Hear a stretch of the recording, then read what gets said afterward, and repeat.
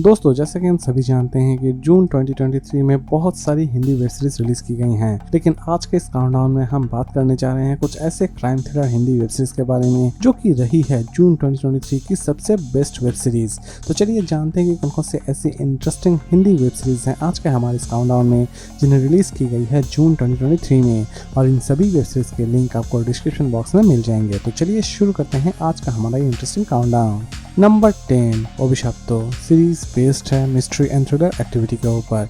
Series की story शुरू होती है एक राजबाड़ी से, लेकिन ये राजबाड़ी अभिशापित है। सीरीज में देखने लायक यह है कि असल में ये अभिशाप राजबाड़ी को किसने दिया था, इवन ये अभिशाप का तोड़ क्या है। सीरीज को चाहे तो आप देख सकते हैं अड्डा टाइम पर, और इसे IMDb रेटिंग देती है 10 में 6.2।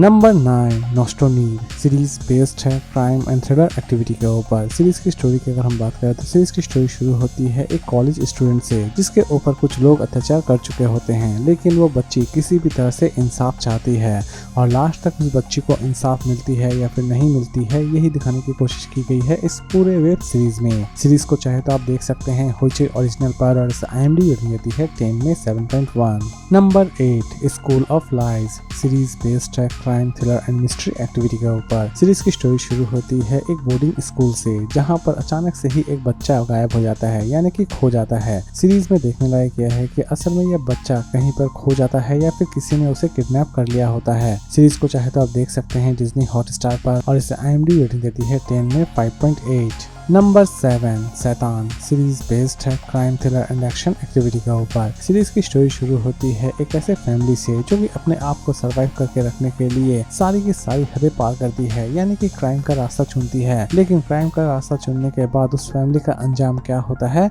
यही दिखाने की कोशिश की गई है इस पूरे वेब सीरीज में।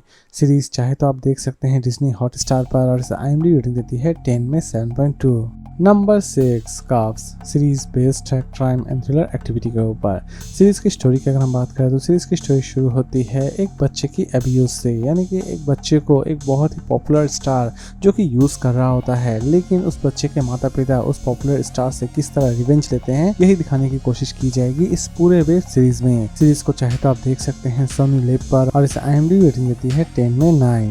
नंबर 5 रफू चक्कर सीरीज बेस्ड है मिस्ट्री एंड थ्रिलर एक्टिविटी के ऊपर।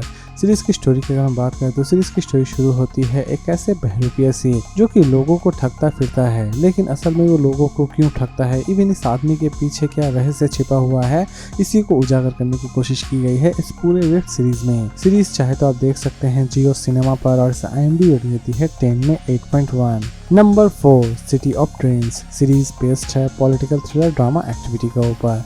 सीरीज की स्टोरी की अगर हम बात करें तो सीरीज की स्टोरी शुरू होती है फिर से पूर्णिमा से, जो कि फिर से CM की कुर्सी संभालने के लिए वापस आ चुकी है, और वो अपने CM की कुर्सी को किस तरह बचा कर रखती है, इवन क्रिमिनल्स का किस तरह सफाया करती है, यही सारी चीज़ें दिखाने की कोशिश की गई है इस पूरे वेब सीरीज में। सीरीज को चाहे तो आप देख सकते हैं डिज्नी हॉटस्टार पर, और इसे IMDb रेटिंग देती है 10 में 7.7। Number 3 Kerala crime files series based है क्राइम एंड थ्रिलर एक्टिविटी के ऊपर।